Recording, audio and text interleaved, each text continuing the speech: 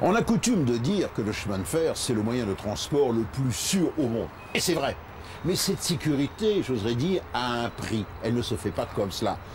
Elle se regagne chaque jour, elle se remet en cause chaque jour. La sécurité dans le chemin de fer, c'est d'abord au niveau de la formation du personnel. La sécurité, c'est au niveau de la maintenance du matériel. Ça, on verra ça un jour dans un DVD. Et la sécurité, c'est également au niveau de la conduite. Formation du personnel, l'entretien des compétences, mais également assistance du conducteur, avec par exemple la VACMA pour la vigilance et avec la TVM, c'est-à-dire la vitesse contrôlée. Mais la sécurité, c'est également au niveau du personnel sur le terrain. Alors regardez, nous sommes dans l'un des plus grands triages de France et d'Europe, l'un des 3 qui va rester de la réorganisation. Nous sommes à Villeneuve-Saint-Georges sur le faisceau de formation. Là, il y a une énorme rame, et là, Jérôme, qui est vraiment un homme de terrain, Jérôme est atteleur-rateur. Il se trouve dans une zone, vous voyez, qui est particulièrement dangereuse, entre 2 wagons. Nous, les journalistes, on appelle ça le cercueil. En fait, c'est le rectangle de Béthune. Donc, Jérôme procède à l'attelage, mais Jérôme aussi va passer une inspection de sécurité sur le matériel avant de donner le feu vert pour le départ de cette rame. Donc, vous imaginez cette situation, ce travail qui se fait de jour, de nuit, 24 heures sur 24. Et le travail de Jérôme, eh bien, il doit le faire en respectant des normes de sécurité très précises. Et surtout, eh bien, il va le faire par tous les temps. Vous imaginez, la nuit, par temps de brouillard, avec des mouvements. Donc, ce DVD est consacré à la sécurité des personnels et du cheminot. Dans ce DVD, un film et 4 bonus. Le film, allez, c'est notre séquence un peu rétro des années 50, film noir et blanc, mais il a beaucoup de charme. Il va rappeler de beaux souvenirs aux cheminots. C'est sécurité avant tout. Autrement dit, comment on forme le personnel de la SNCF à la sécurité. 4 bonus. Premier bonus, choc maîtrisé. Eh oui, la technique ferroviaire s'est inspirée des techniques automobiles pour les chocs frontaux, les chocs au passage à niveau, et là, s'il y en a encore, eh bien, on utilise la méthode des crash tests. Vous verrez, c'est très spectaculaire. Deuxième bonus, aiguillage. Autrement dit, pas les aiguillages des voies, non, c'est l'aiguillage du personnel, le tri du personnel, l'affectation du personnel en fonction de ses compétences. Ce sont les centres psychotechniques. Troisième bonus, signal d'alarme. Non, c'est pas le signal d'alarme dans les voitures. C'est le signal d'alarme, c'est un train très spécial. C'est un train radiologique. Et oui, c'était des wagons qui se déplaçaient et qui allaient dans les centres de la SNCF au moment où il y avait tout le dépistage de la tuberculose. C'est tout de même un document insolite, noir et blanc, les images rétro, et qui rappelleront des souvenirs à un certain nombre de cheminots. Et puis enfin, dernier bonus, toujours dans le domaine de la sécurité, les points sur les i. Vous allez voir comment 2 cheminots s'échangent leurs expériences sur un certain nombre d'incidents, et surtout, en tirent les leçons.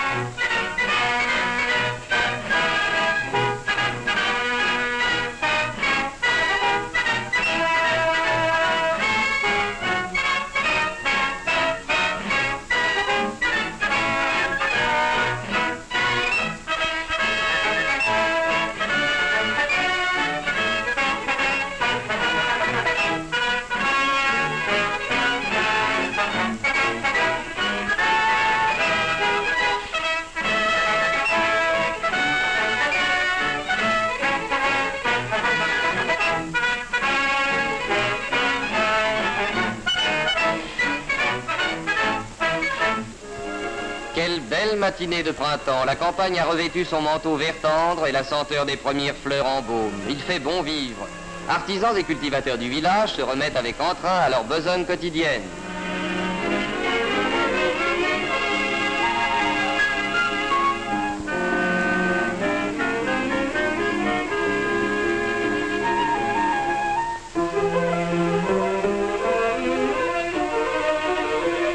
Les cheminots, eux aussi, retrouvent ce matin leur travail de chaque jour.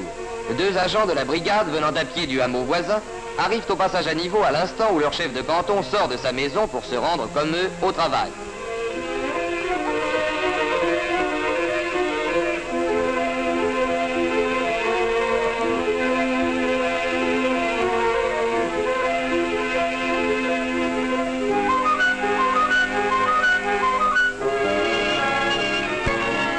Nos 3 amis prennent la direction du chantier à l'intérieur des emprises. Première et grave imprudence. Ne marche donc pas sur les têtes des traverses en tournant le dos au train qui pourrait te surprendre. Mais comme ton camarade, emprunte la piste de droite en te tenant à 1,50 m au moins du rail voisin. Beaucoup d'accidents mortels surviennent parce que cette prescription n'est pas respectée. Il est également dangereux de se couvrir les oreilles lorsqu'on circule sur le chemin de fer, car cela peut empêcher d'entendre venir les trains.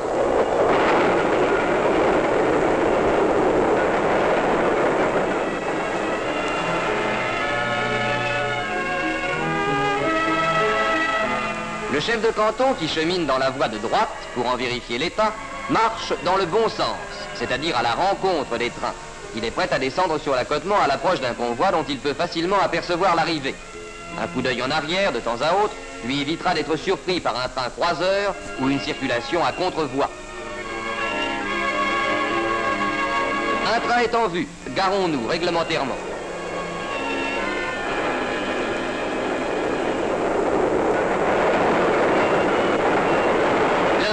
Il a bien le temps de ramasser sa casquette et il a encouru un grave danger. Heureusement que le chef de canton a prévenu son geste.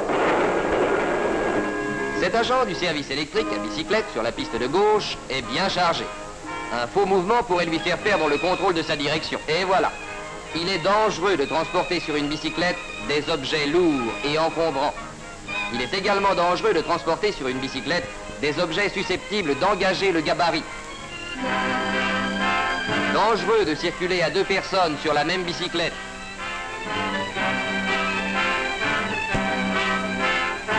Dangereux enfin de circuler à bicyclette par temps de visibilité réduite, brouillard, neige, etc. Nos 3 amis arrivent sur un viaduc. Attention au train là-bas. Estimant qu'ils peuvent atteindre le refuge le plus proche, ils s'y rendent en hâte.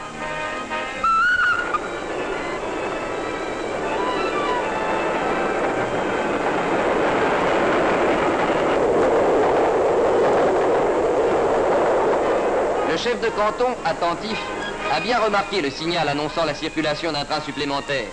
Il fait les recommandations utiles à ses agents et les emmène rapidement hors du viaduc. Si vous n'avez pas eu le temps de vous garer dans un refuge de pont ou dans une niche de souterrain, n'hésitez pas, voilà ce qu'il faut faire. Et prenez bien soin de ramener vos vêtements près du corps. Pendant que nos piétons continuent leur chemin, 2 autres agents de la brigade arrivent à bicyclette devant les barrières du passage à niveau.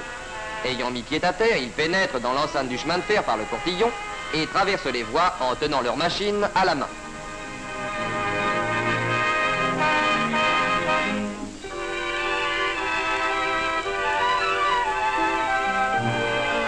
Ils empruntent la piste de droite, qui est cyclable, comme indiqué sur la consigne de leur brigade.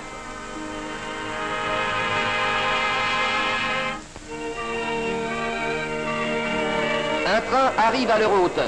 L'un a mis pied à terre. Il a interpellé son camarade qui, en dépit du règlement, continuait à rouler.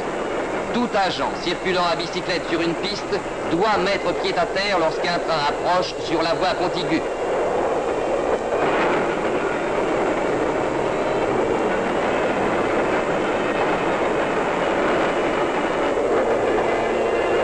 Les voici repartis.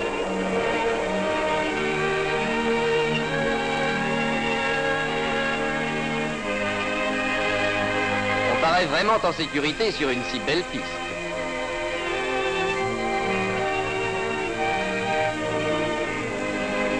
Ah, j'avais parlé trop vite. En voilà un qui vient d'échapper de justesse à l'accident. À la traversée d'un passage à niveau ouvert, il est interdit de franchir la route sans descendre de bicyclette. Si l'on exige que vous descendiez de vélo au lieu de franchir le PN d'un coup de pédale, c'est pour éviter l'accident stupide comme celui auquel votre camarade vient d'échapper. Nos cyclistes arrivent maintenant au passage supérieur voisin. Ils sont prudents cette fois et savent que dans tous les cas, il faut descendre de machine au droit d'un ouvrage d'art. Regardons les faire.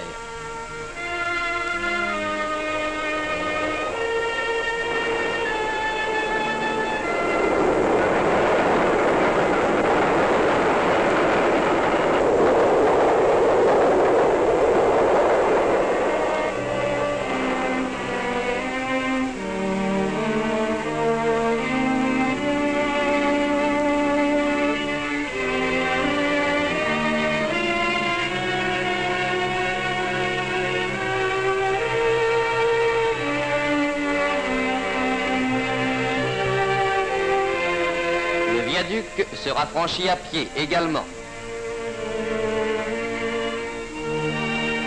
La circulation à bicyclette le long des lignes à voie unique est régie également par les mêmes règles de sécurité. Toutefois, sur un certain nombre de lignes où les conditions réglementaires exigées pour la circulation ont fait l'objet de certaines dérogations, il vous est remis une consigne personnelle ainsi libellée. L'agent Gauthier est autorisé à circuler à bicyclette sur la piste longeant la voie unique de Vermenton à Accolay. Mais il ne devra s'engager à bicyclette sur cette piste qu'après avoir l'assurance de ne pas être dépassé pendant son trajet par un train de même sens. Il devra se renseigner en temps utile à cet égard auprès des agents des stations ou de la voie. Respectez scrupuleusement les prescriptions de cette consigne, car le pied de la banquette étant sur ces lignes moins éloignées du rail, vous pourriez, lorsqu'un train vous dépasse et que vous mettez pied à terre tardivement, être accroché et renversé par un véhicule.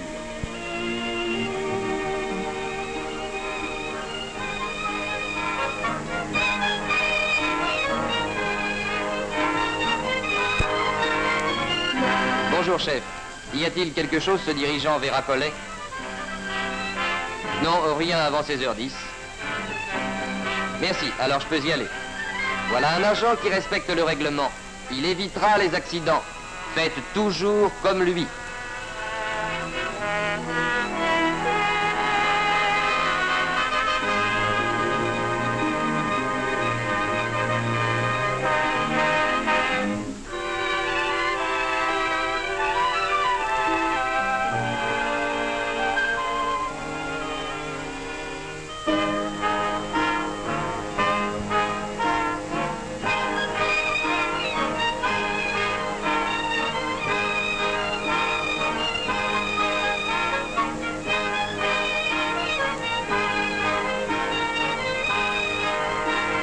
Nos cyclistes ont rattrapé leurs 3 camarades et tous arrivent à hauteur du chantier qui se trouve sur la voie principale de gauche.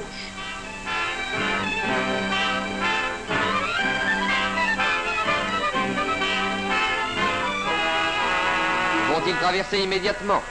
Non, car une machine au pied est en vue sur la voie de droite. Ils restent garés sur la piste où ils se trouvent, comme le chef de canton leur en a donné l'ordre.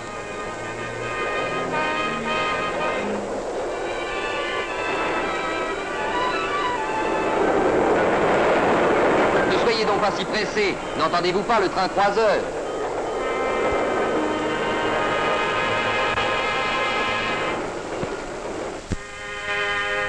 Sans la prudence du chef de canton, un grave accident pouvait survenir.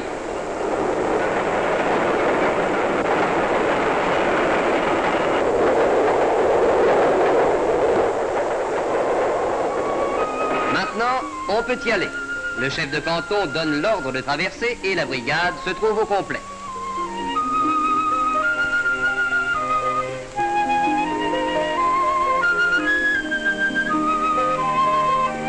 Le chef de canton distribue l'outillage et l'équipe va se mettre au travail.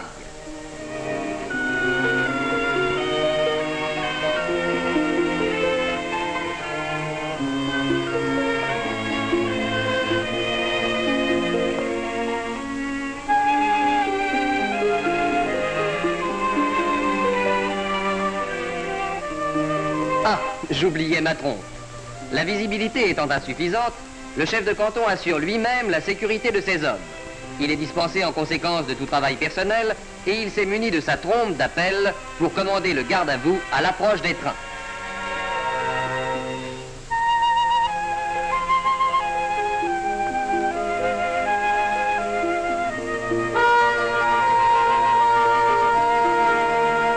Attention, garde à vous, les hommes cessent immédiatement le travail et se portent avec leurs outils sur l'accotement le plus proche, à 1,50 m au moins au bord du rail. Et vous deux là-bas, voulez-vous vous garer plus vite que ça? Bien des accidents graves sont dus à des garages tardifs. Le train approche. Garés réglementairement, les hommes regardent dans sa direction pour s'assurer qu'aucun objet en saillie n'est susceptible de les blesser.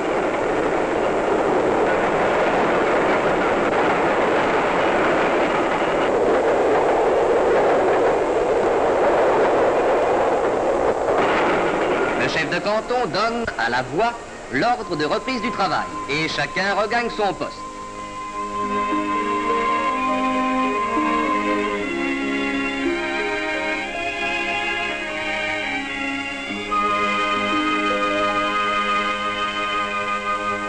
Viens en voir ici, toi. Ah, le maladroit. Est-il blessé? Oui, il faut s'en occuper sur le champ. Le chef de canton, qui est secouriste, va panser son agent. Mais auparavant, il désigne le sous-chef de canton pour le remplacer pendant son absence. Il lui remet sa trompe d'appel en lui faisant les recommandations utiles. Précaution indispensable. Une équipe doit toujours être placée sous la surveillance d'un agent. De même, lorsqu'un protecteur ou une sentinelle est dans la nécessité de s'absenter, ne fût-ce que pendant quelques instants, il ne peut le faire qu'après s'être fait remplacer par un autre agent. Sinon, il doit faire suspendre le travail et faire garer les hommes de l'équipe avant de s'éloigner et le travail n'est repris qu'à son retour. À l'aide du nécessaire de secours, le chef de canton donne les premiers soins aux blessés.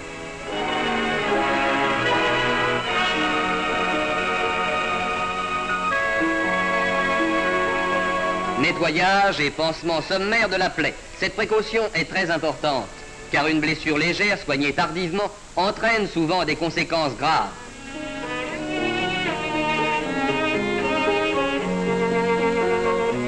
Un poignet douloureux, la fracture est à craindre. Et le chef de canton recommande au cantonnier de se rendre à la visite du médecin. Et voici la brigade diminuée d'un agent. Le chef de canton paraît contrarié.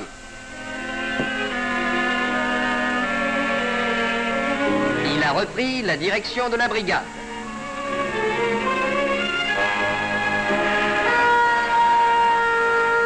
Un train survient sur l'autre voie, un coup de trompe et l'équipe se gare comme précédemment, mais cette fois-ci, tous sont obéis.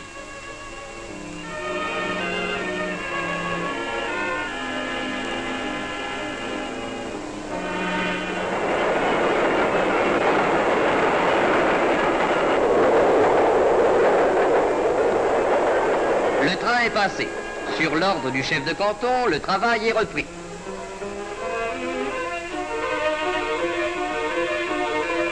Il y a lieu toutefois de remarquer que l'équipe aurait pu demeurer sur la voie où elle travaille, si le chantier avait été couvert à distance réglementaire, mais en prenant la précaution de se tenir à 1,50 m au moins du rail de la voie voisine.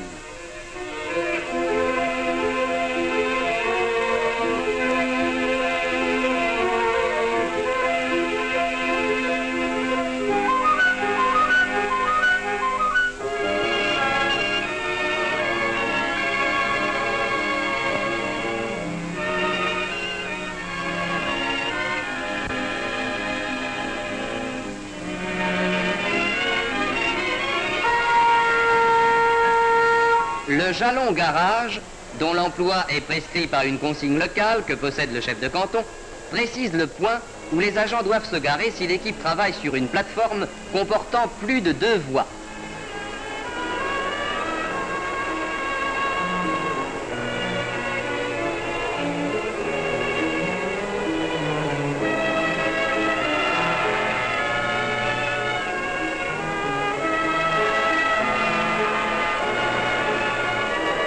Ce voyageur, assis sur un marchepied du wagon, est bien imprudent.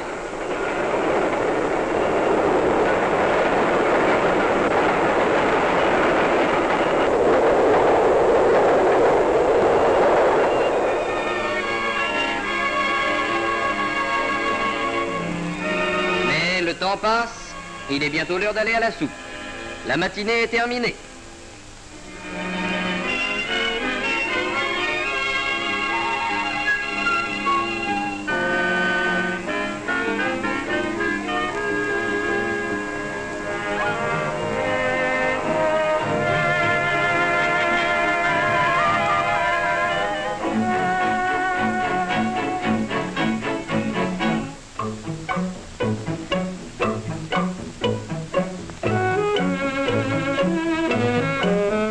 Quittons cette équipe de pleine voie et accompagnons maintenant une brigade de gare.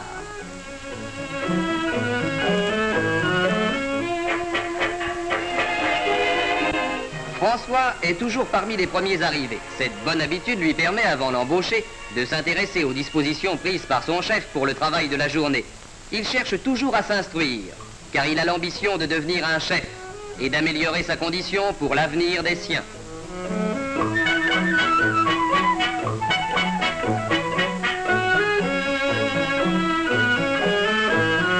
Bernard lui montre la consigne locale, affichée à l'extérieur de l'abri. Cette consigne comporte un schéma des voies de la gare. ce schéma, les voies sont figurées de différentes façons suivant leur affectation. Ici, les voies principales représentées par un gros trait noir.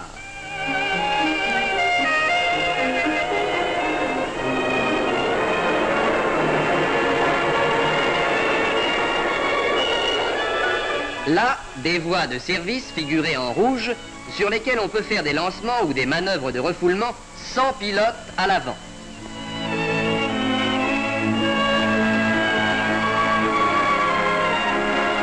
Un wagon lancé n'observe pas les signaux d'arrêt qui peuvent lui être présentés.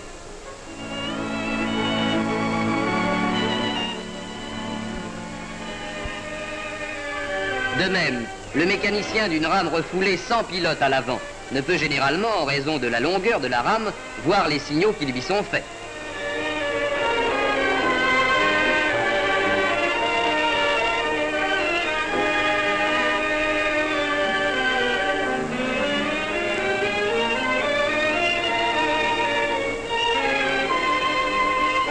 Enfin, des voies de service non figurées en rouge.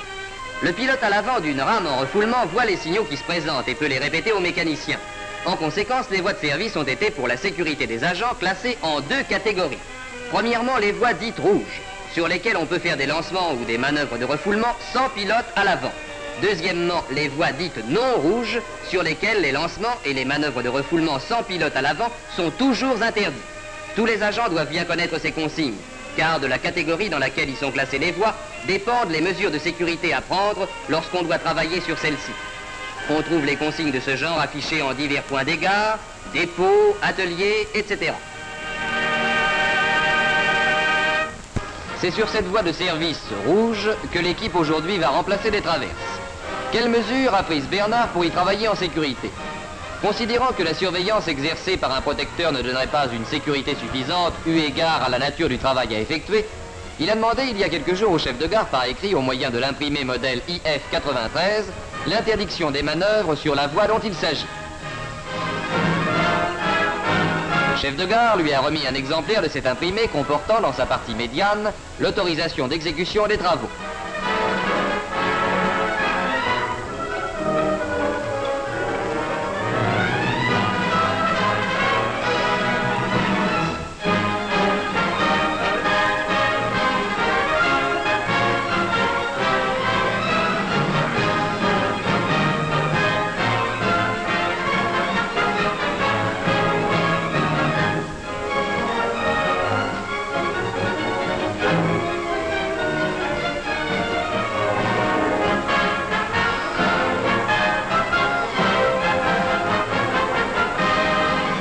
Les camarades sont arrivés. On est ponctuel dans cette brigade.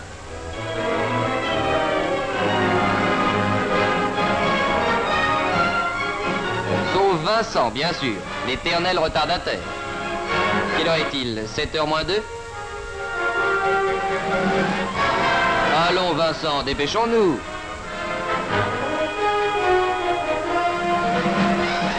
Un petit coup de peigne, si on peut dire, en route.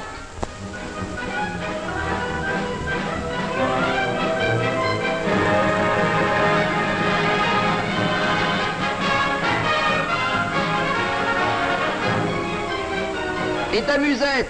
Oh, ça va bien, j'ai pas le temps.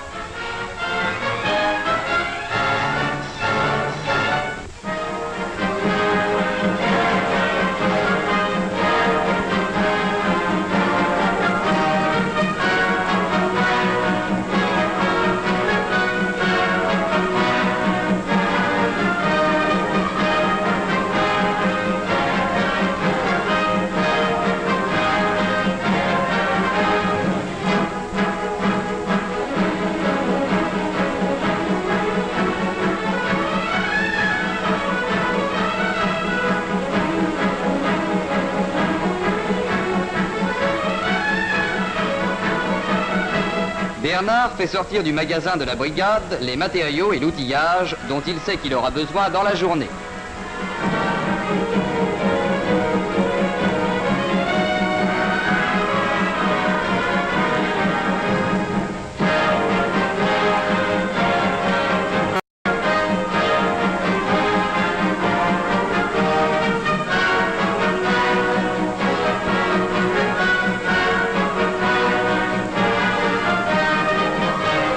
n'abandonne rien au hasard.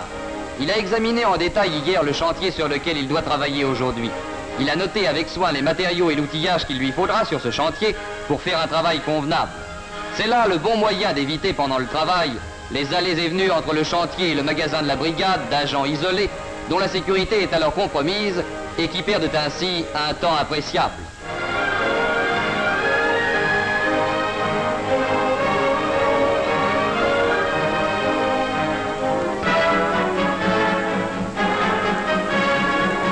De causette. Mais oui, on a tout son temps, les camarades sont de braves types. Ils font le travail pendant que tu te promènes.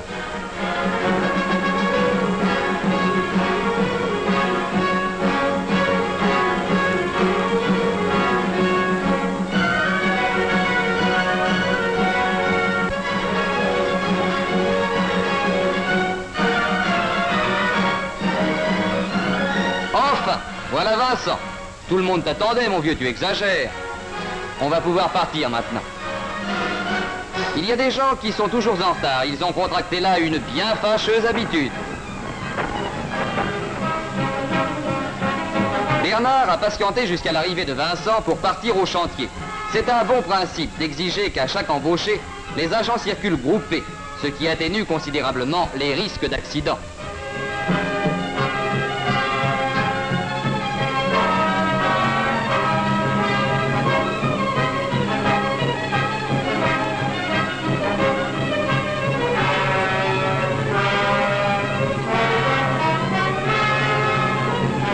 L'équipe dépose dans une entrevoie de largeur convenable outillage et matériaux, puis se rend au chantier en emportant une partie de ceux-ci.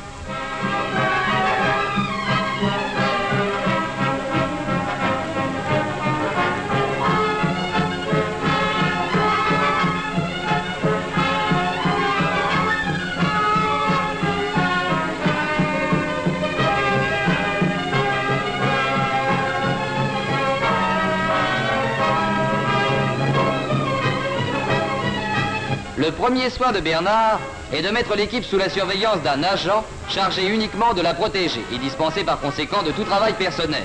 Cet agent s'appelle le protecteur. Ceci fait, Bernard met son équipe au travail.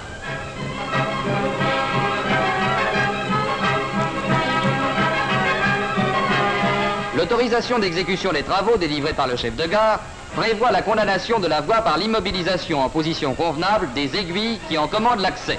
Bernard se rend sans tarder à ces aiguilles, s'assure qu'elles sont bien immobilisées comme il convient, à l'aide de boulons de calage munis de cadenas, et se fait remettre les clés de ceux-ci. Auparavant, il avait confié la direction de l'équipe pendant son absence à son sous-chef de canton. Sur certaines régions, on se contente d'immobiliser les aiguilles à l'aide d'un tire-fond.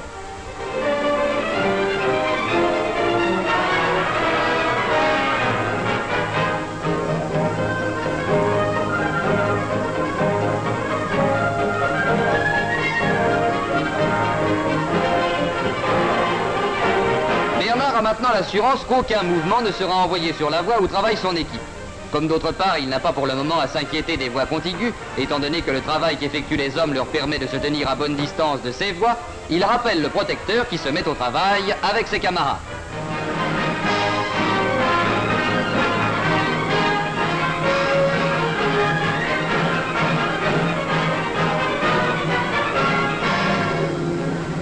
Le travail à exécuter maintenant va obliger les hommes à se trouver bien près de la voie contiguë sur laquelle continuent de s'effectuer des lancements. Mais Bernard est vigilant. Il a pris soin de remettre le protecteur en place.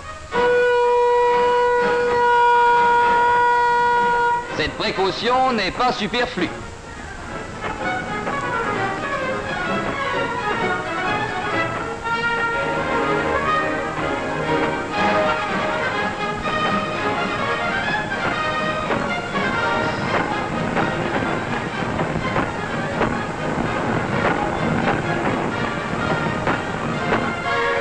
Bernard regarde sa montre, c'est l'heure du casse-croûte. Chacun se dirige vers sa musette, ils l'ont bien gagné. Le temps accordé pour le casse-croûte est écoulé. Bernard, après avoir placé à nouveau le protecteur, donne l'ordre de la reprise du travail.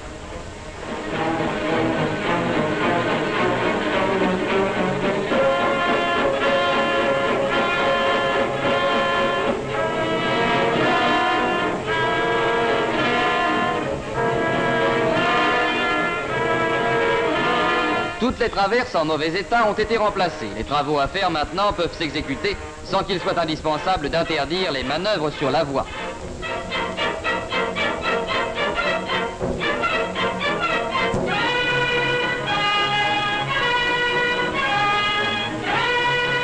D'ailleurs, quelle heure est-il? 10h25. Bernard avait obtenu l'interdiction des manœuvres sur son chantier jusqu'à 10h30. Il va donc pouvoir rendre la voie un peu avant l'heure fixée. Il indique dans la case de l'exemplaire IF 93 que lui a rendu le chef de gare l'heure d'achèvement du travail.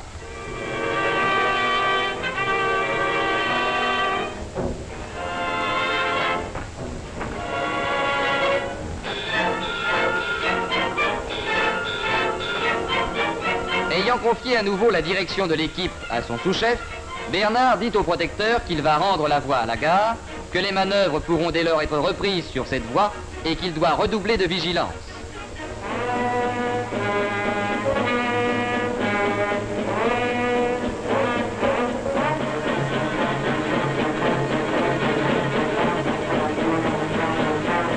Il remet au représentant du chef de gare l'IF 93 qu'il a rempli et restitue les clés des cadenas des boulons de calage.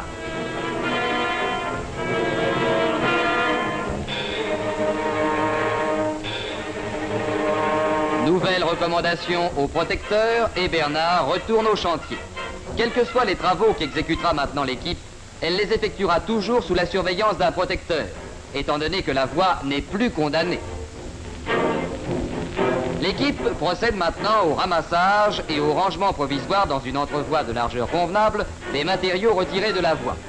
Puis on songe à la toilette du chantier, car il faut toujours veiller à ne pas laisser les entrevoies ni les accotements encombrés de matériaux, scories, terre ou détritus susceptibles d'apporter une gêne à la circulation des agents. Ceci fait, l'équipe ramasse ses outils en vue de leur transport sur le chantier où elle doit travailler l'après-midi. Retenons donc, premièrement, qu'une équipe travaillant sur une voie de service rouge doit toujours être placée sous la surveillance d'un protecteur. Deuxièmement, que si ce moyen de protection ne paraît pas suffisant, en raison par exemple de la nature du travail à effectuer, de la dispersion de l'équipe,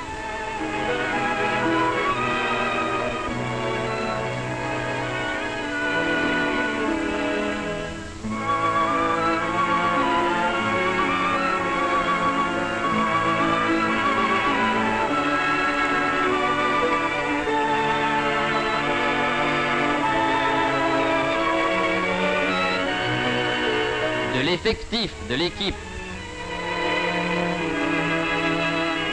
de l'emplacement du lieu de travail, de la visibilité, etc., l'interdiction de tout mouvement sur la voie en cause doit être demandée au chef de gare par écrit en utilisant l'imprimé modèle IF 93. Troisièmement, que l'équipe ne peut alors se dispenser de protecteur que si deux conditions sont réunies. Premièrement, condamnation effective de la voie autorisée par le chef de gare et immobilisation en position convenable de l'aiguille ou des aiguilles qui en commandent l'accès.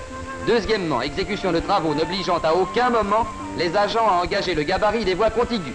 Il est donc formellement interdit à un agent de se livrer seul à un travail quelconque sur ces voies.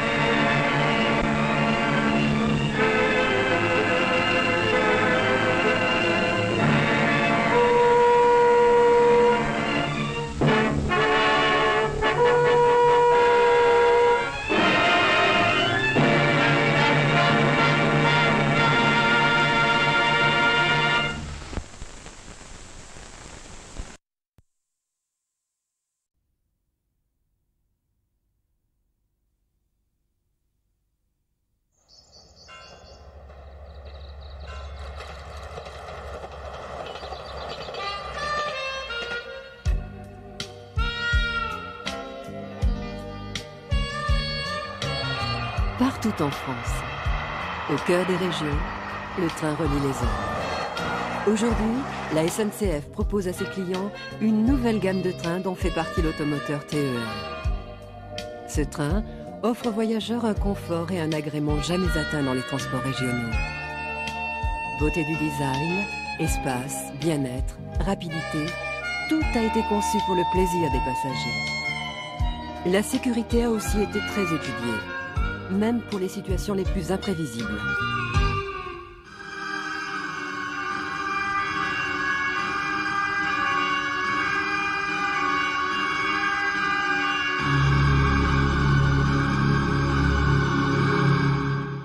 La sécurité des circulations a toujours été une priorité de la SNCF.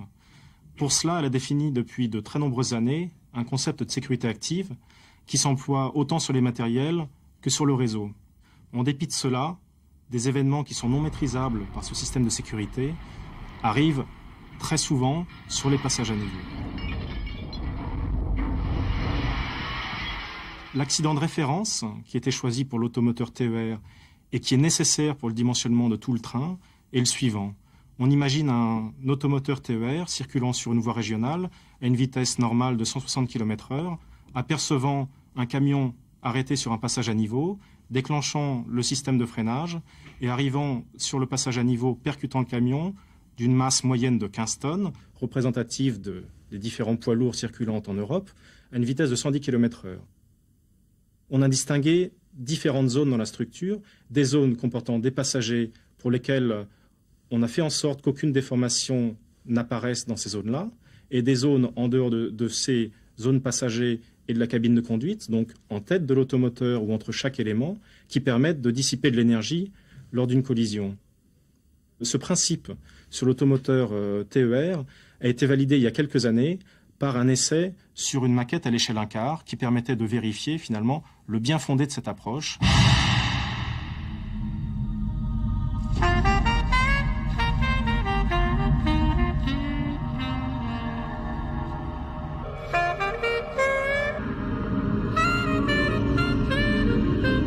Cette déformation en partie avant est séparée en 4 étapes. Dans la première et la seconde étape, l'attelage s'écrase puis s'efface sous la cabine.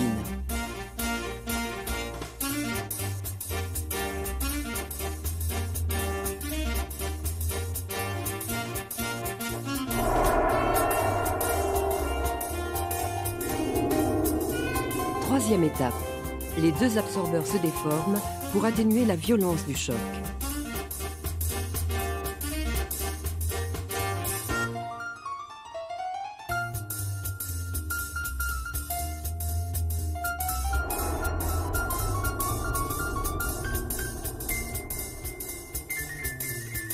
Quatrième étape, les parties basses et hautes de la cabine se déforment simultanément.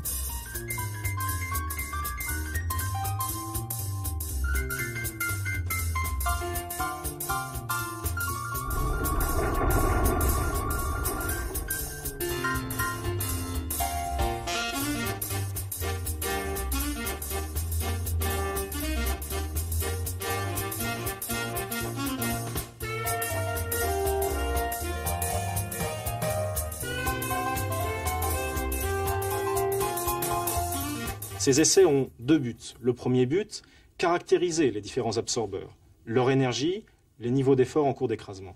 Le deuxième but est de disposer d'éléments expérimentaux permettant d'alimenter des simulations numériques reprenant en détail le scénario de déformation de ces différents absorbeurs. Tout cela nous a amené à valider le principe total sur une maquette que l'on a fait construire à l'échelle 1, représentative de la cabine de conduite.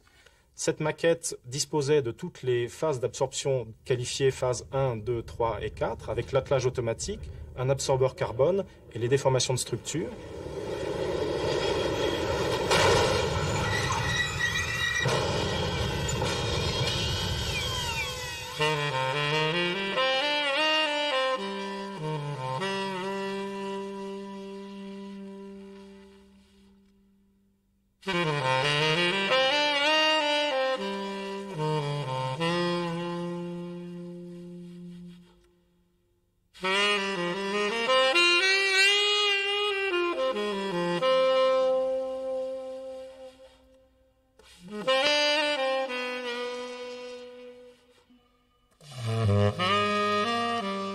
Ces essais permettent aussi de faire des mesures permettant de recaler nos modèles numériques afin de disposer dans la partie avant du modèle le plus fiable, permettant exactement numériquement de reproduire ce que l'on a vu et mesuré lors de l'essai.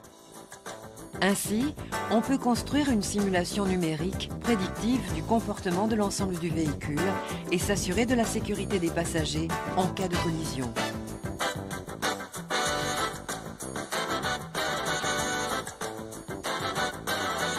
Le 26 juin 1997, devant les responsables des conseils régionaux, les industriels et les journalistes du monde entier, la SNCF a réalisé un test grandeur nature d'une collision entre un véhicule automoteur TER et 2 wagons lestés.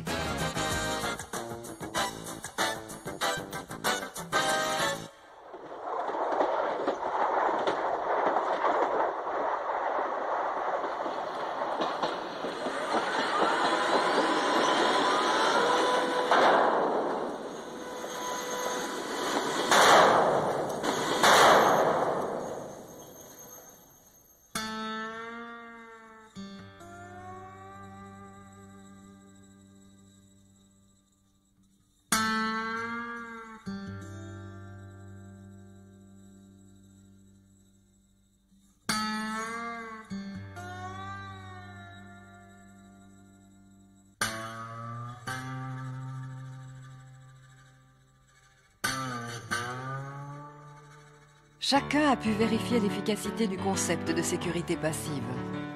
Toutes les mesures effectuées au cours de cette collision correspondent exactement aux résultats des calculs préalables. La fiabilité des simulations numériques est telle que désormais, il ne sera plus obligatoire de réaliser des essais de cette ampleur.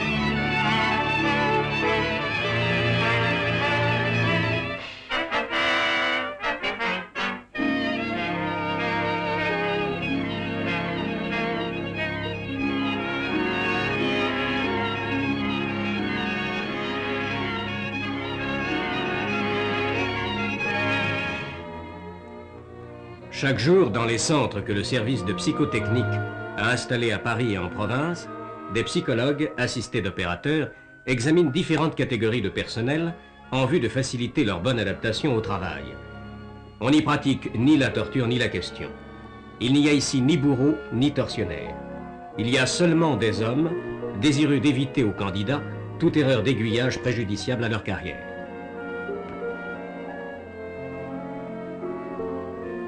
Leur action technique est conjuguée à celle d'un médecin qui assure la liaison avec les services médicaux.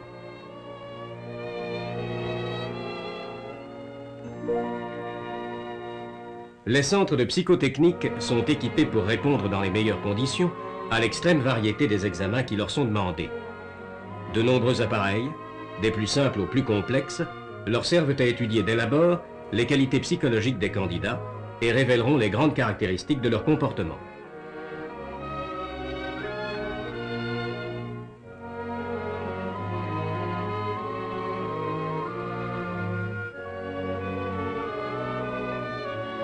Sous le couvert de ce qui ne paraît qu'un jeu, on décèlera le sens ou le manque d'ordre et de méthode.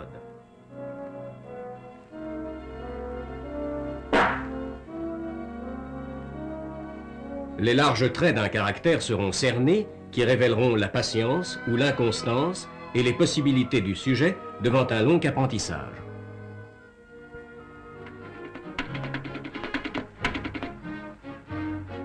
Semblant toujours se jouer, ces épreuves, en inscrivant les lenteurs, les nervosités, les réflexes, traceront du candidat un portrait dont la rapidité de compréhension, la facilité d'adaptation, la résistance au choc émotionnel, la précision des réactions, le contrôle des mouvements seront les traits essentiels.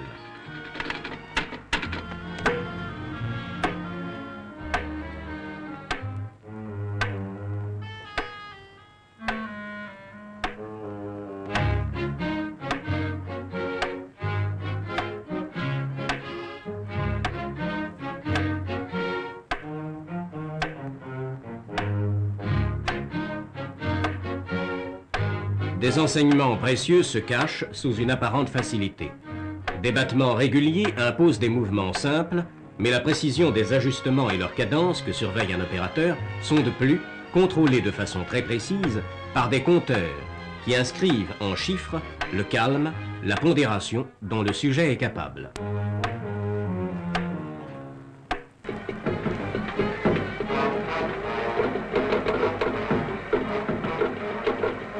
D'autant que les résultats techniques des épreuves se complètent d'observations précieuses sur des conduites et des comportements très différents d'un sujet à l'autre.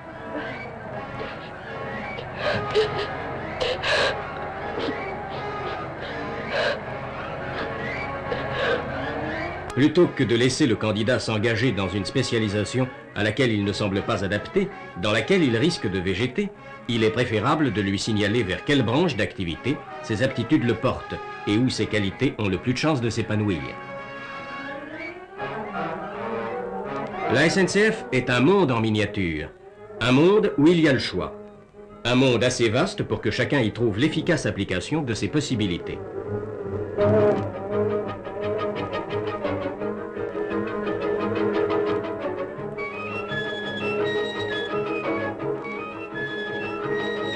S'il est essentiel de mettre l'individu à sa place pour lui assurer une plus grande réussite et d'obtenir de son travail un meilleur rendement, il est indispensable que cet individu possède les qualités propres à exécuter parfaitement la tâche qui lui incombera.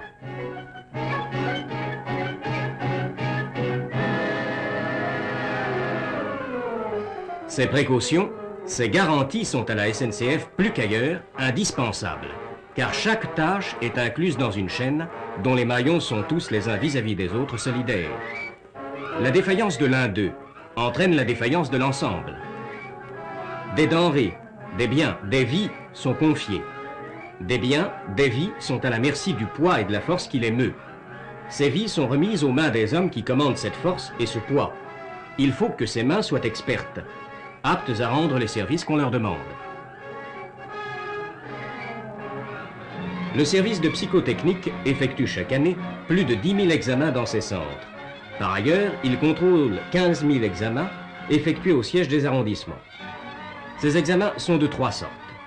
Les premiers s'adressent aux candidats qui, aux différents niveaux, exécution, maîtrise et cadre, désirent entrer à la SNCF.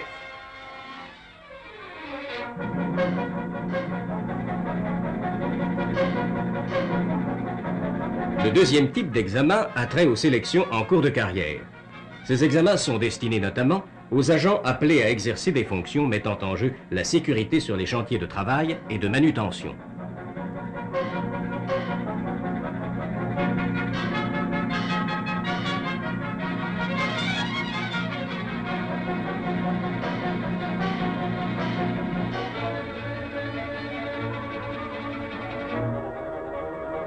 Ces examens s'appliquent également aux candidats briguant les postes d'agents de conduite sur autorail, sur les bonnes vieilles locomotives à vapeur ou les modernes électriques, ou encore les puissantes machines diesel.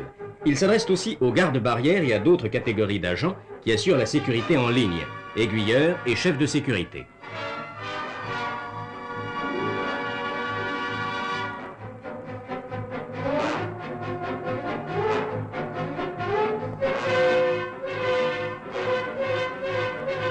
Mais la SNCF, en tant qu'entreprise de transport, dispose d'un parc de véhicules automobiles pour la conduite desquels un personnel qualifié est nécessaire.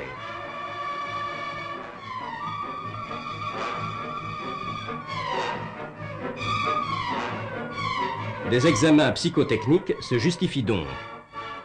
Comme se justifient pour toute autre raison, des examens psychotechniques destinés à sélectionner certaines catégories de personnel de bureau. Les standardistes, qui doivent faire preuve de mémoire et de promptitude dans l'exécution de leur service.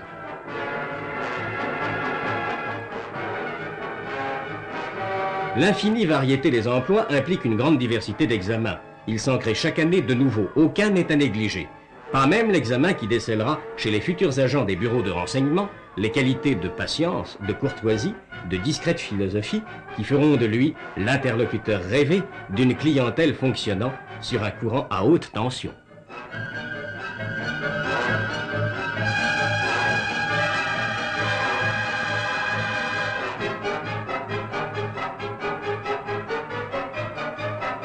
Le même calme sera nécessaire au personnel des ateliers de mécanographie chargés des opérations de perforation.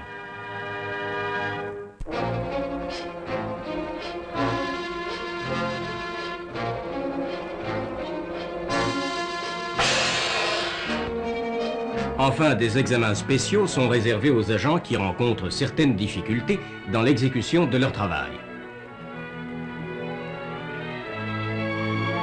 Il s'agit d'examens très approfondis, conduits en liaison avec le service médical, dans le but d'apporter à chaque cas la solution appropriée, soit en maintenant l'agent dans son poste, soit encore en conseillant de l'orienter vers un autre emploi.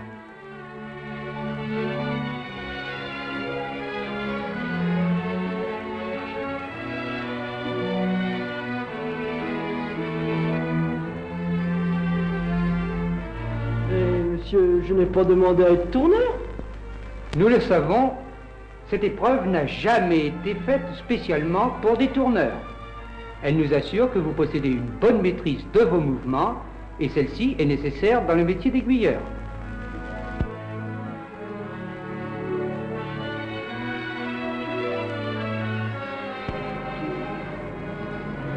Il ne faut pas confondre ces épreuves avec les essais professionnels qui, eux, s'adressent aux personnes qui ont déjà appris le métier.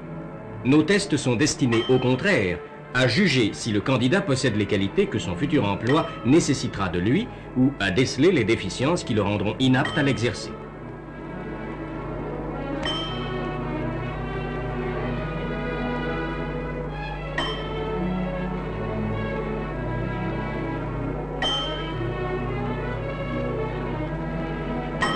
Elles doivent guider, faciliter le choix, montrer la route qu'il faut suivre avec les plus grandes chances de réussite.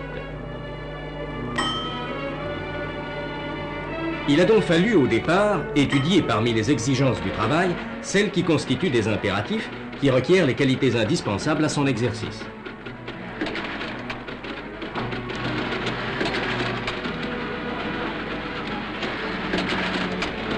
L'analyse de chaque activité fait ainsi ressortir les mécanismes psychologiques qui sont sollicités chez l'individu et permet de déceler si le travailleur est en mesure d'assurer un bon fonctionnement de ces mécanismes. Des épreuves sont alors établies. Elles sont simplifiées. Elles sont mises sous une forme souvent différente de celle du travail, mais elles mettent en jeu des mécanismes analogues.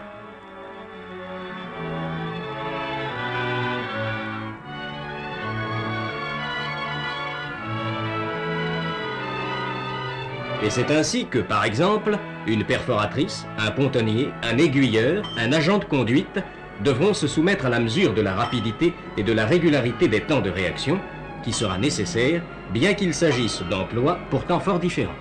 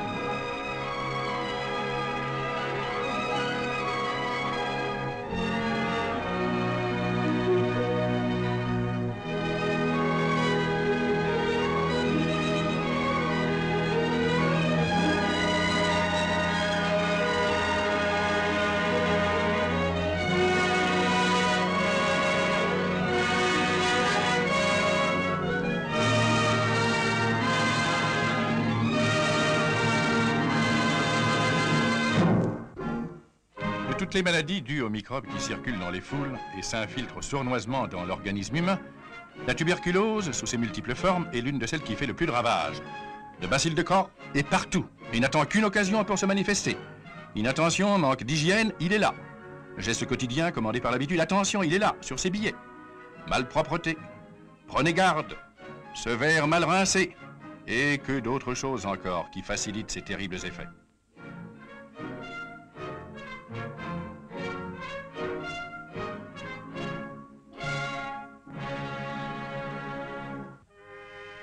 La SNCF, par son service médical, mène une lutte acharnée contre cet ennemi invisible et en préserve continuellement tous ses agents, donnant ainsi au public l'assurance d'un personnel toujours en bonne santé. Très sérieusement suivi, celui-ci passe un examen radiologique systématique et régulièrement périodique, car pour être efficace, le diagnostic de la tuberculose doit être précoce. Parmi les nombreux centres médicaux de la SNCF, celui-ci, doté d'un matériel ultramoderne, permet tous les examens radioscopiques et radiographiques nécessaires, non seulement au dépistage de la tuberculose, mais à toutes les autres exigences médicales.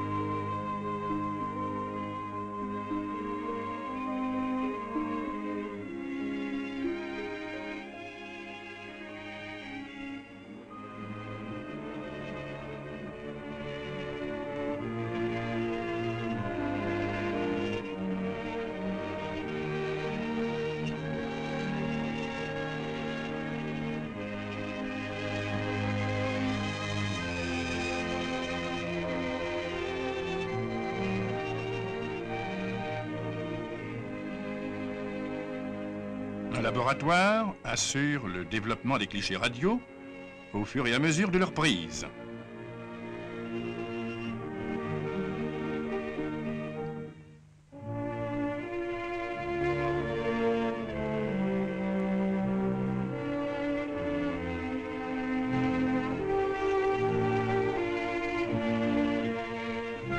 Dans le calme du laboratoire de bactériologie, tous les examens microscopiques et analyses peuvent être exécutés avec les soins et toute la minutie exigée par ces délicates opérations.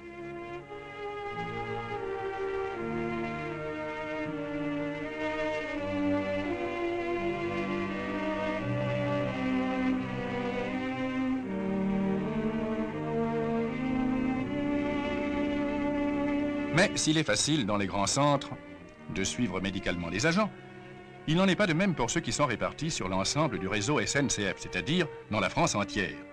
La création de trains radiologiques permit de réaliser le même programme que dans les installations fixes, en allant, si l'on peut dire, chercher les agents à domicile.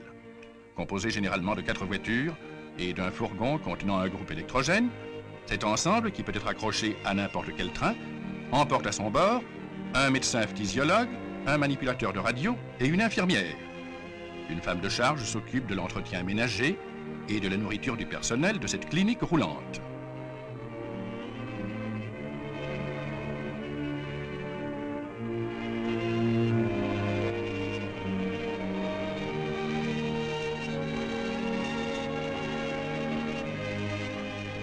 La voiture destinée à loger ces nomades du rail au cours de leur déplacement présente un confort digne de nos appartements les plus modernes.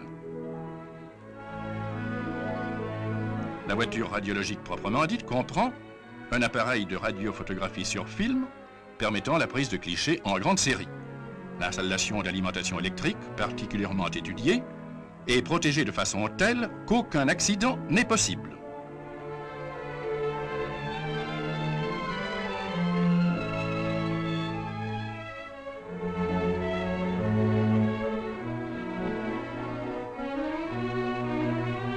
Afin d'éviter toute perte de temps, les agents des différents services convoqués vont passer par roulement.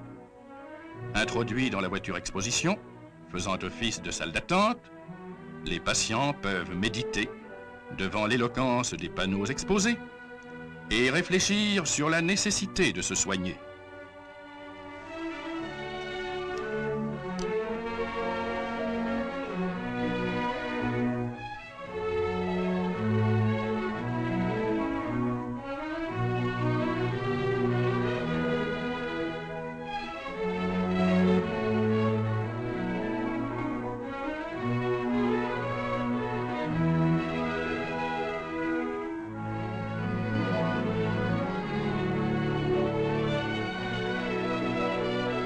Installés dans une seconde voiture, les déshabilloirs accueillent le personnel. Là, chaque agent se munit de sa fiche physiologique individuelle qui est pour chacun une importance capitale. Composté d'un numéro d'ordre, au moment du passage devant la caméra radiographique, le numéro sera automatiquement reproduit sur le cliché, évitant toute possibilité de confusion et prouvant ainsi que l'examen a bien été effectué.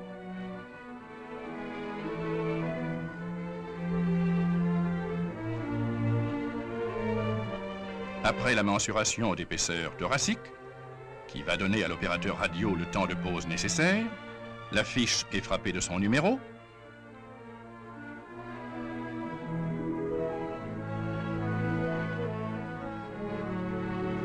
Puis introduite dans l'appareil.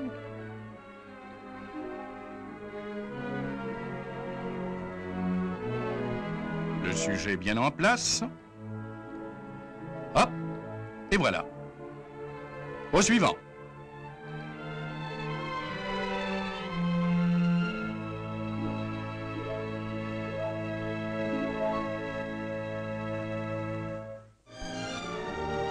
Les familles des agents sont également invitées à profiter des facilités mises à la disposition du chef de famille. Depuis 1944, chaque année voit s'augmenter le contingent de femmes et d'enfants qui viennent subir l'examen systématique lors du passage du train dans le pays de leur résidence.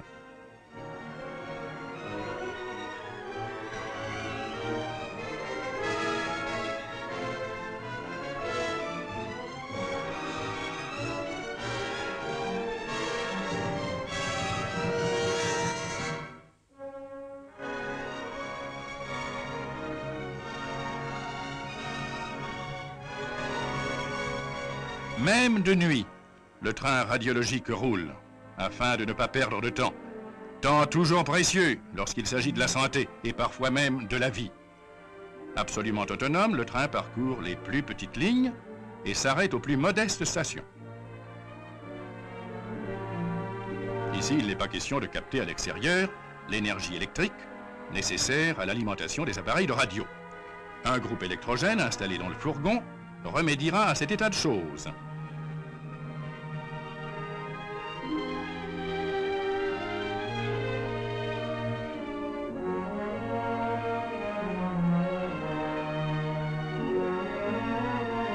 Les deux agents, représentant tout le personnel de cette petite gare, sont invités à monter dans le train afin de soumettre leurs poumons à la curiosité bienfaisante de la faculté.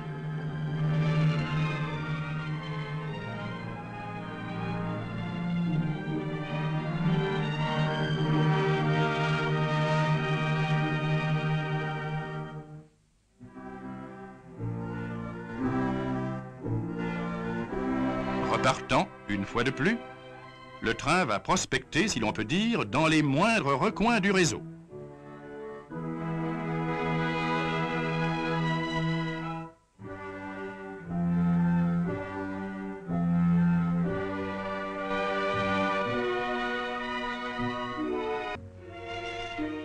Les films obtenus durant les séances de radiophoto sont développés dans le laboratoire spécialement équipé dans le train.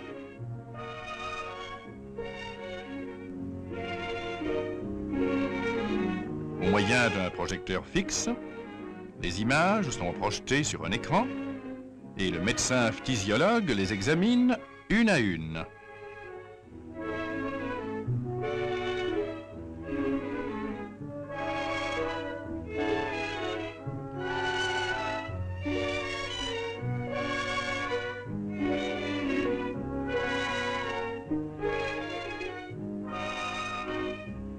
Ah, voici une image suspecte. Grâce au numéro impressionné sur le cliché, son propriétaire va être convoqué d'urgence pour subir un examen très approfondi. Des examens radiologiques et cliniques détaillés et la prise d'un cliché radiographique vont permettre de reconnaître une lésion pulmonaire, heureusement encore peu étendue, et qui, soignée immédiatement, doit guérir très vite.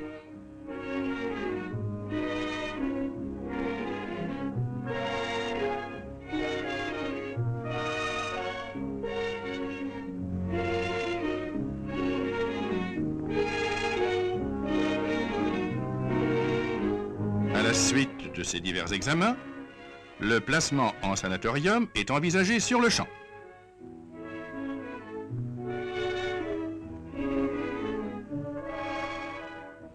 Quelques jours après, grâce à la mise en route des rouages administratifs appropriés, notre malade, qui s'ignorait, arrive au pays de la guérison.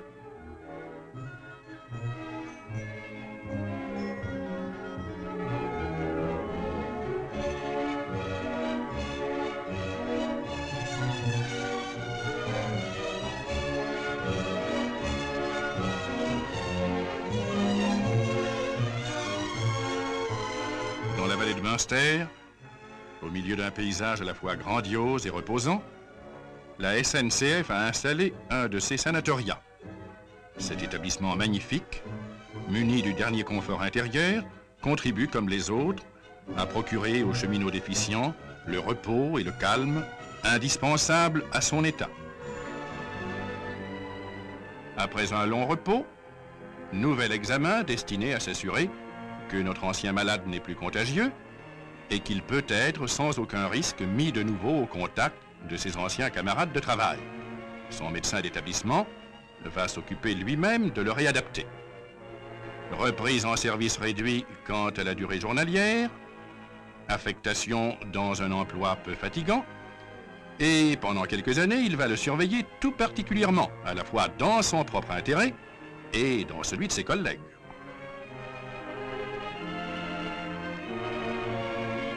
Et notre cheminot repart sur la bonne voie parce que quelqu'un a pu, suffisamment à temps après la bifurcation, faire fonctionner le signal d'alarme.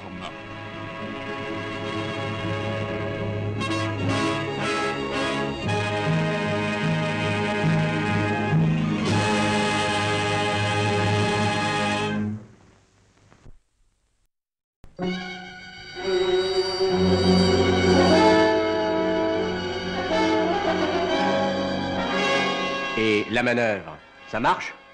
T'es content? Oui. Oh. Mais je dois t'avouer, j'aime pas beaucoup travailler avec le père Dupont, tu sais, le brigadier. Il est crispant, ce gars-là. Pourquoi? T'es pas rassuré avec lui? Je dis pas ça, au contraire. Mais faut le voir commander les manœuvres. Et je m'arrête pour aller voir si l'aiguille est au dernier carat contre le rail. Et je discute avec l'aiguilleur pour rabâcher la manœuvre qu'on fait tous les jours, comme s'il la connaissait pas. Et je recommence la même histoire au mécanicien. Ah, alors. Il a la manie de mettre les points sur les i.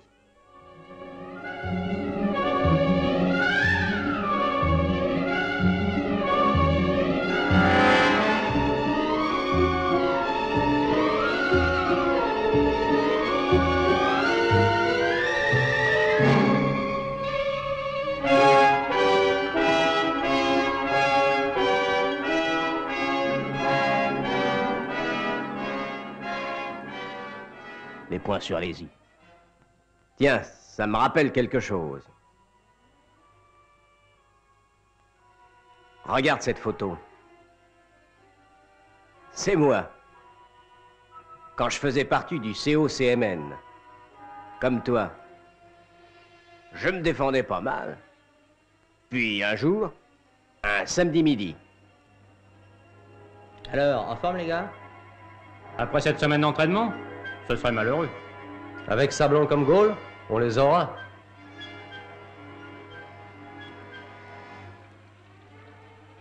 Mais n'était pas de manœuvre ce matin? Ça lui aura dégourdi les jambes. Si on gagne la coupe, c'est du tout cuit pour l'aménagement de notre stade. Mais si on perd...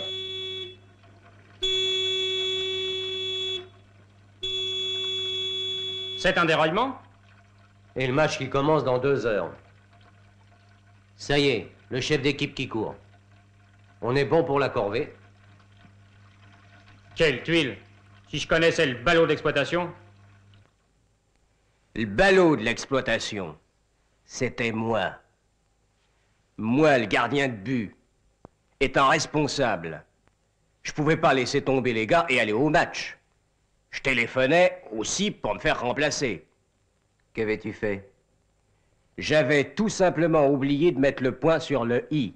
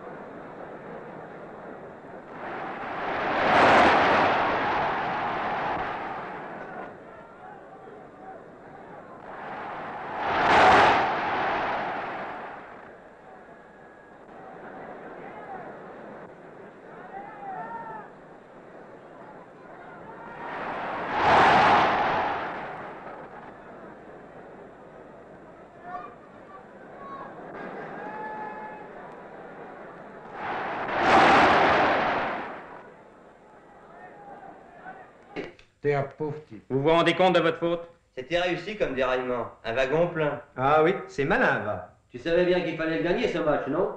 Et si t'étais plus consciencieux dans ton travail? Avec des gens comme vous, on perd de la clientèle. Et des sacs de potasse encore. Oh, laissez-le tranquille, c'est pas de sa faute. C'est formidable, ça fait un mois qu'on en parlait. Il changera pas, celui-là, hein. Vous me fournirez vos explications. Tout ça, vois-tu, pour un point sur un i. Et je dois t'avouer que c'est pas tout. Le graissage des coussinets, je le faisais un peu par-dessus la jambe. Oh, il faut avouer que c'était une malchance. Une malchance. Tiens, viens voir.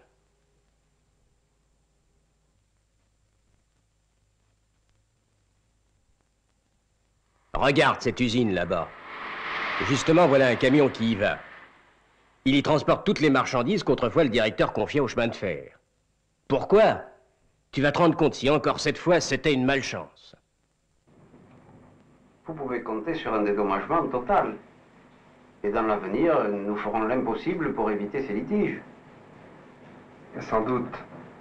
Mais le dédommagement ne remplace pas la marchandise qui doit être livrée à date fixe. Les clients sont mécontents, on leur impose de nouveaux délais, mes concurrents en profitent. Remarquez que je ne vous en veux pas personnellement. Mais vous admettrez que pareil retard nuise à la bonne marge de mon entreprise. Aussi, je regrette, mais de vous dire que si de pareils faits tendaient à se produire, je me réserve le droit de recourir à d'autres moyens de transport. Accordez-nous un nouveau délai, un mois par exemple. Vous changerez certainement d'avis. Bon, j'accepte. Mais le moteur que j'attends pour l'installation de mon nouvel atelier, est-il arrivé? Je m'en suis inquiété. Le wagon sera en place ce matin à 10 heures.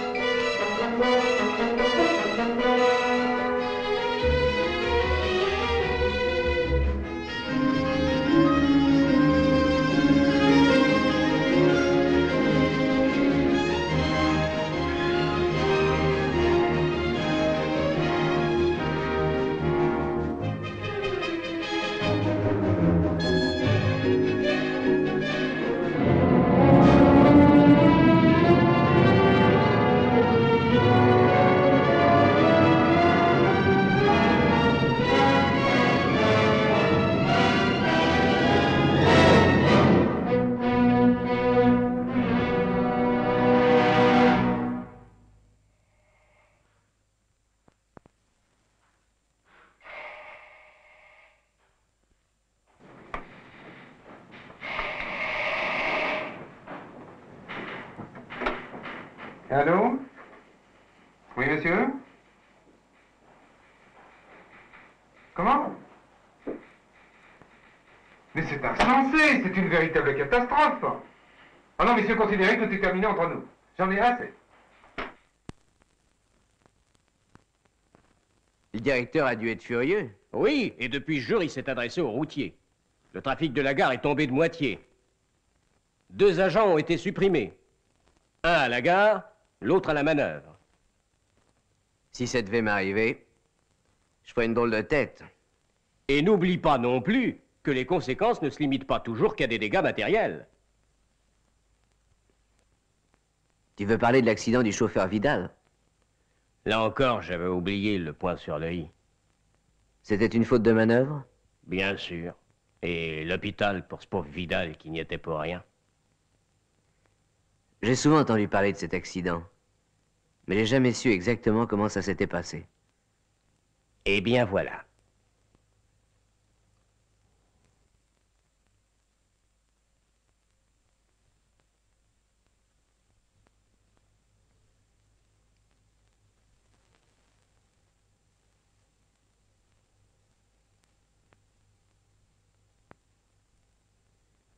D'habitude, la machine du 5380 est coupée dès l'arrivée, tirée du côté nord sur la voie principale et envoyée au dépôt par le sud, en passant par la voie 8 ou la voie 10. Et ce jour-là, le chef de service m'avait dit d'utiliser la machine pour rentrer les wagons au dépôt. Il avait également avisé l'aiguilleur.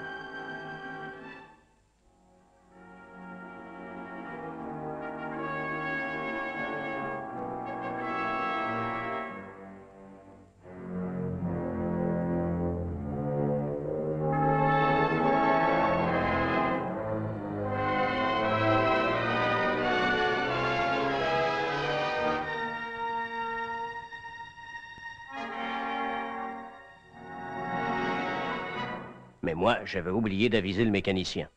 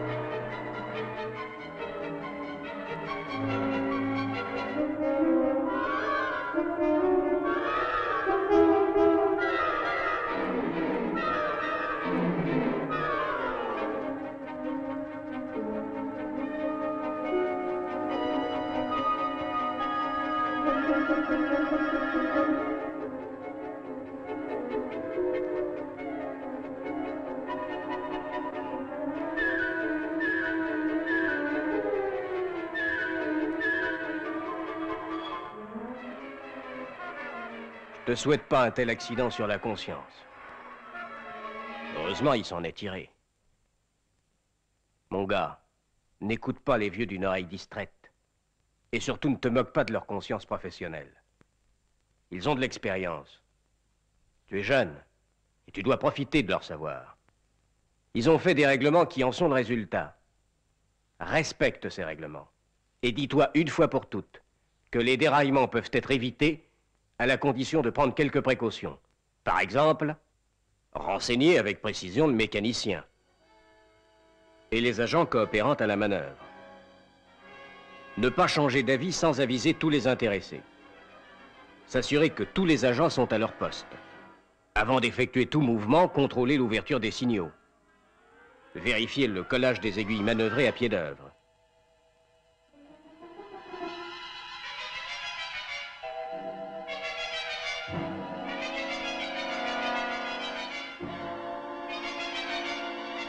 S'assurer que la partie de voie à parcourir est libre et que les croisements sont bien dégagés.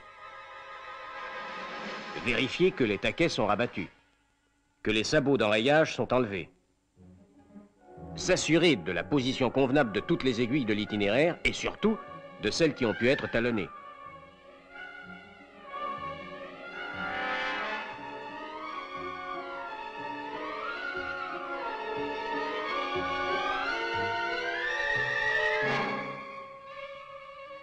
Bien faire les signaux et les présenter à temps.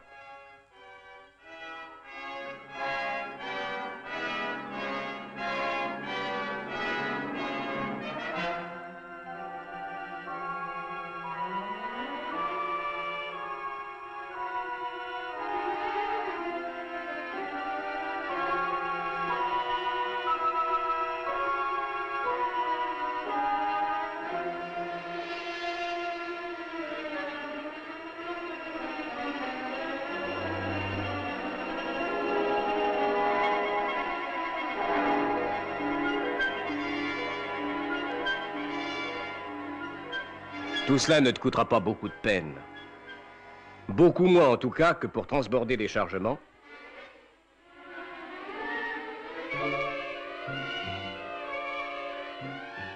Que pour manier des criques.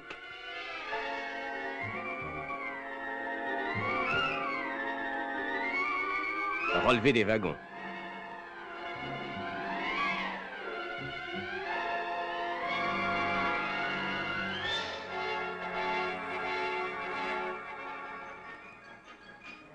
Sans compter tous les à côté désagréables qui peuvent venir se greffer.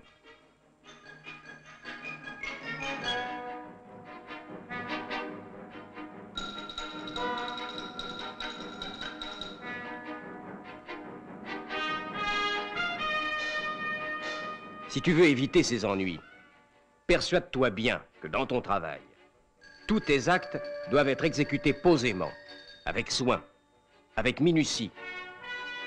Et que si tu les négliges, tu seras quand même obligé de les mettre, les points sur les i.